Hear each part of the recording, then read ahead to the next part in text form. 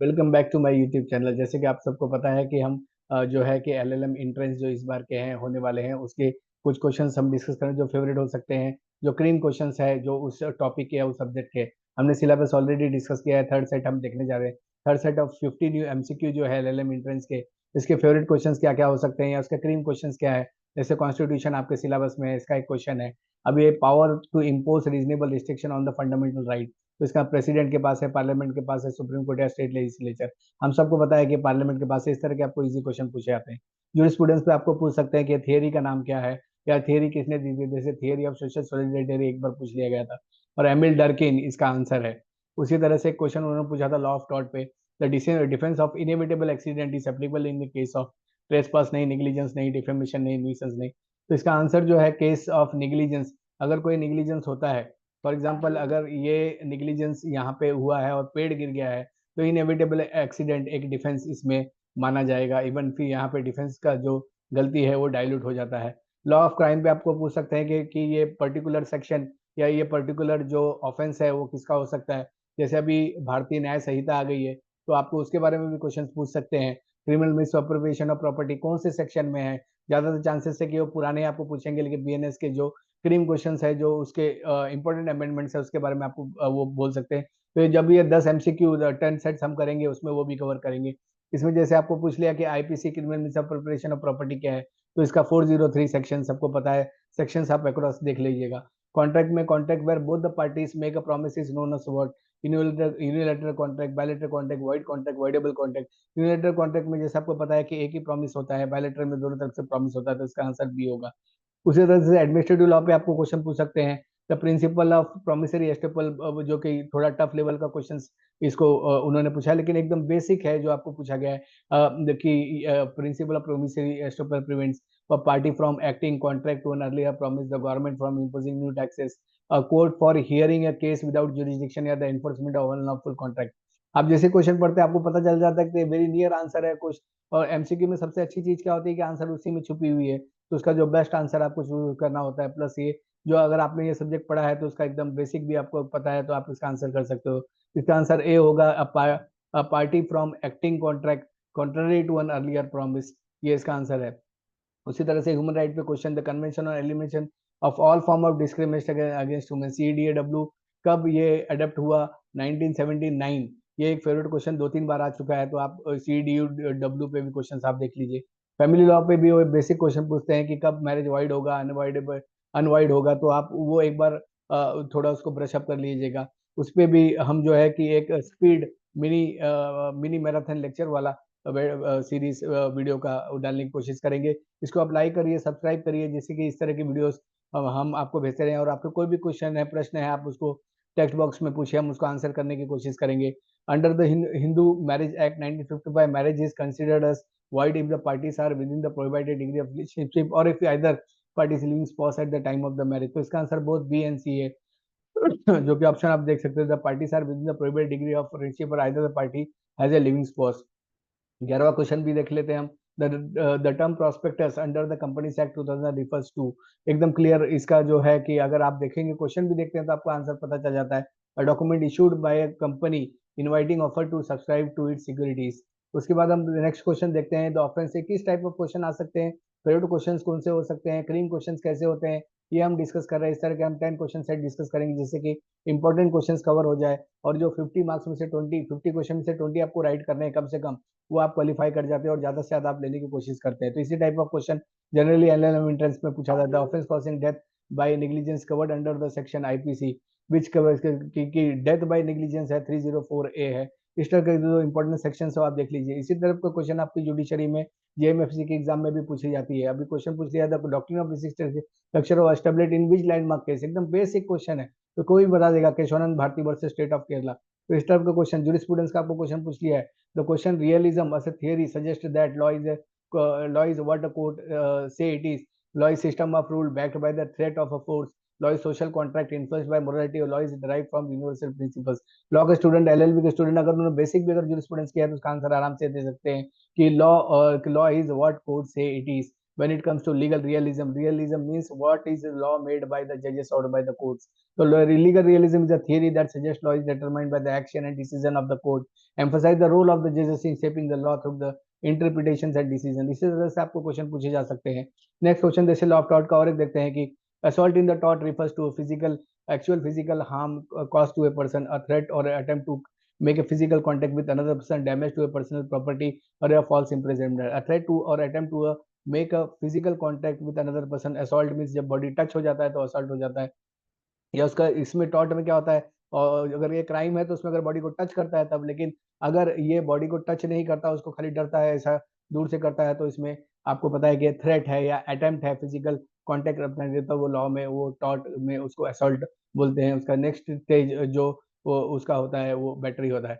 अब उसके बाद हम देखते हैं नेक्स्ट, ये लॉ ऑफ टॉर्ट था। लॉ ऑफ क्राइम पे जैसे एडल्टरी पे क्वेश्चन पूछ लिया, was decriminalised in under which in IPC, तो इसको जो है कि 497 के तहत इसको जो है डिक्रिमिनलाइज किया गया था। बाद में आपको एक चीज और इसमें याद रखनी है कि 497 पे बहुत बार क्वेश्चन आता है, तो इसमें द कोर्ट ऑफ इंडिया 2018 में declare that the section was unconstitutional, violated the right of equality.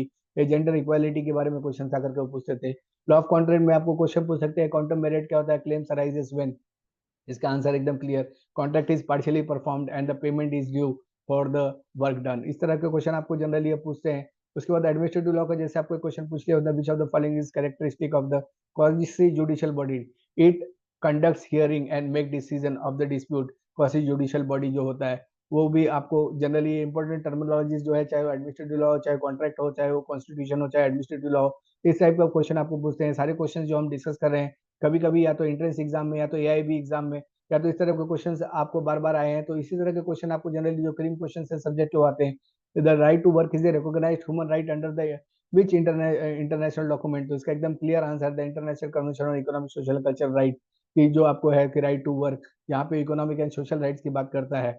अब सेकेंडली ये सारी चीजें आपको ध्यान में रखना जरूरी है। फैमिली लॉ पे भी क्वेश्चन आते हैं, तो concept of maintenance in Hindu law is provided under which act, Hindu marriage act, Hindu succession act, Hindu adoption maintenance act, Hindu minority guardianship act. तो इसका आंसर एकदम क्लियर है कि Hindu adoption and maintenance act. तो इस तरह के क्वेश्चंस आपको पूछते हैं कि कंपनी लॉ में आपको इतना ध्यान रखना है कि आपका आंसर उसी में छुपा हुआ है, और इसको आप ज्यादा से ज्यादा उसके जो जितने करीब आएंगे उतना आपको इजी वो महसूस करेगा। इसको लाइक करिए, सब्सक्राइब करिए, जिससे इस तरह के क्वेश्चन मैं आप लोगों को फेवरेट क्वेश्चन आपसे डिस्कस करते रहूँ, आप लोग ये देखते रहे, जिससे कि आप लोग ये सारे जो टॉपिक्स है उसको थरोली करके आप एंट्रेंस एग्जाम में जाए। Which of the following is true regarding the memorandum of association of company, यह भी एग्जाम में भी पूछा गया, जेएमएफसी में भी प्रीलिम एग्जाम में क्वेश्चन बार बार पूछा जाता है। It is a public document that defines the scope of companies activities. उसी तरह से क्वेश्चन है, the offence of cheating by personation is defined under which section of the IPC, very easy. 419 में ये ऑफेंस है, 420 में इसका पनिशमेंट है, तो लोग बहुत बार 420 419 को कंफ्यूज करते हैं। तो चीटिंग हमेशा आप याद रखिए 419 में है, और इसका पनिशमेंट जो है वो 420 में। Defence of eclipse, the doctrine of eclipse applies to the law that are in a conflict with the constitution and are therefore avoid temporary unenforceable due to the conflict with fundamental right enacted by the state legislature to emergency provisions। एकदम simple है, temporary unenforceable due to the conflict with the fundamental rights। So Dr. Wilson suggests that a law that conflicts with the fundamental rights is not entirely void but becomes unenforceable until the conflict is resolved at which point of law। हम discuss कर रहे हैं फटाफट जल्द से जल्द ये 50 questions की कम से कम टाइम में, जिससे कि आपको ये थोड़ा सा एक आइडिया मिल जाए कि 50 क्वेश्चंस किस टाइप के होते हैं, उसकी लेवल क्या होती है। The pure theory of law is the primary associated with, इसीलिए आपको बोला कि जितने भी थियरीज है वो आप देख लीजिए। Legal positivism, naturalism, legal realism और सोशल जूरिस्प्रूडेंस। लीगल पॉजिटिविज्म इसका आंसर है the pure theory of law, जो कि हैंस केल्सन ने दिया था। इस टाइप के क्वेश्चन आपको पूछ सकते हैं, प्योर थ्योरी ऑफ लॉ किसने दिया, हैंस केल्सन इसका आंसर है। Associated with the legal positivism argues that the law should be understood as a system of norms separately from morality, क्यों morality नहीं है, सिस्टम ऑफ लॉ है। नाउ लॉ ऑफ टॉर्ट, जैसे principle of weakness liability आपको पूछ लिया कि ये क्या है, तो person is liable for the wrongful act of other, P facet पर एलम फैसेट पर से, जैसे उसका एक जो उसका मैक्सिम है उसी के आधार पर ये है, तो इसके ऊपर क्वेश्चन पूछते हैं। एब्सोल्यूट लाइबिलिटी पे क्वेश्चन पूछते हैं। लॉ ऑफ क्राइम जैसे आपको लिखा द टर्म मेंस रिया, तो जो गिल्टी माइंड है, द इंटेंशन और knowledge of wrong doing, the mains Riya the Latin term for the guilty mind, इसके ऊपर भी क्वेश्चन आपको बार बार वो पूछ रहे हैं। लॉ ऑफ कॉन्ट्रैक्ट, इसके ऊपर कंसिडरेशन के ऊपर of a legal value but not necessary advocate, तो इस तरह के इन कॉन्ट्रैक्ट लॉ क्या होगा वो क्वेश्चन आपको पूछ रहे हैं। जैसे यहाँ पे पूछ लिया, इन contract law consideration must be advocate in value of legal value but not necessarily advocate always monetary promise to perform a legal duty, इस तरह भी क्वेश्चन आपको पूछते हैं। The doctrine of delegate legislation allows the legislature to delegate its legislative power to another body or authority, the judiciary to create law, administrative agencies to exceed their legal authority या executive to interpret the law। तो ये question जो administrative law में तो doctrine of delegate legislation, इसका answer एकदम clear है, the legislature to delegate its legislative power to its another body और अथॉरिटी। और उसी तरह से एक 27th क्वेश्चन आप देख रहे हैं कि the right to privacy was declared a fundamental right in India under which case. एकदम क्लियर है कि Puttaswamy versus union of India 2017 का ये केस है, आपको इसको बहुत अच्छे से करना है। The concept of judicial separation under the Hindu Marriage Act 1955 means what? A temporary separation है, आप सबको पता है। उसी तरह से अब ये जो क्वेश्चंस पूछ रहे हैं वो जुडिशियल सेपरेशन पे पूछते हैं फैमिली में, वो वाइड मैरिज पे पूछते हैं। तो इस तरह के क्वेश्चंस आप थोड़ा प्रिपेयर करके जाइएगा। जस्ट ब्रश अप आपने अगर वो पढ़ाई की है, मिनिमम भी आपको नॉलेज है, तो आप इसको आराम से क्लियर कर लोगे। और ये 50 क्वेश्चंस आप देख लीजिए, उसके जो इंपॉर्टेंट टॉपिक्स हम लोग देख रहे हैं, ये जो 10 से क्वेश्चन सेट्स हम करेंगे, अगर उसको आप देखते हैं तो बहुत अच्छे से आप आराम से पास हो जाते हो और उसका आप जो है कि बाउंड्री क्लियर करते हो। Public limited liability under the company act must be minimum paid up capital of how much, this is the यहाँ पे है कि नो लिमिट, इस पे वो भी आंसर इसका आपको क्लियरली आ जाता है। लॉ ऑफ क्राइम पे जैसे criminal breach of trust differ from the theft in beach of the case. जब वो क्वेश्चन पढ़ेंगे अपने आपको पता चल जाता है आंसर क्या है करके। Breach of trust involves dishonest misappropriation of property under state, yes. The theft involves taking property without consent, yes. Breach of trust does not require the intent to permanently deprive the owner, all of the above the answer is the reason is question criminal breach of trust कैसे theft से differ करता है, ये 3 वे में differ करता है और ये आईपीसी में उसके एलिमेंट्स में एकदम क्लियर है। कॉन्स्टिट्यूशन लॉ में जैसे डॉक्ट्रिन ऑफ एक्लिप्स पूछ लिया इसके पहले, अभी आप डॉक्ट्रिन ऑफ लैप्स वो पूछ रहे हैं। तो annex princely states that no male heir, ये आपको पता होगा, अगर ब्रिटिश इंडिया में रानी जो झांसी की रानी थी वो वाला कॉन्सेप्ट इसमें जनरली इसमें पूछा। जूरिस्प्रूडेंस पे टर्म जस्ट कॉजेंस क्या है वो पूछ लिया। जस्ट कॉजेंस जो क्वेश्चन है वो आपका इंटरनेशनल लॉ का भी होता है, जूरिस्प्रूडेंस का भी होता है। Preemptive norm in the international law that can not be violated, ये भी क्वेश्चंस आपको बहुत बार पूछ लेते हैं। लॉ ऑफ टॉट द नेबर प्रिंसिपल, ये फेवरेट क्वेश्चन है, चाहे जेएमएससी एआईबी के एग्जाम में भी एक बार पूछा गया है। तो नेबर्स प्रिंसिपल, ये डोंगी वर्सेस स्टीवेंसन नेग्लिजेंस में भी आया था। तो डोंगी वर्सेस स्टीवेंसन और एलन वर्सेस फ्लेचर, ये सब जो क्वेश्चंस है और ये सब जो केस लॉस है, ये बार बार जो है कि आपके जितने भी एंट्रेंस एग्जाम या इस तरह के एग्जाम्स होते हैं आपको पूछे जाते हैं। लॉ ऑफ क्राइम जैसे मैक्सिम पूछ लिया, नीमो जुडिस इन कॉसा सुआ मींस व्हाट, तो इसका नो वन शुड बी जज इन देयर ओन केस, मतलब कोई भी अपने केस में जज नहीं हो सकता। जो लॉ के जितने भी इंपॉर्टेंट मैगजीन्स है वो आप कर लीजिए। मैगजीन्स टोटल 24 है, उसके भी एक वीडियो में रिलीज करूंगा, आप उसको लाइक करिए, सब्सक्राइब करिए ये यूट्यूब चैनल, जिससे कि मैं आपको ये सब फ्री वीडियोस आप सबको देते रहूं। उसके बाद 37th question, the doctrine of frustration. तो doctrine of frustration is the contract becomes impossible to perform due to the unforeseen event. ये इसका आंसर है, आपको ये भी पता है कि ये कॉन्ट्रैक्ट में सेक्शन 56 के आसपास आता है।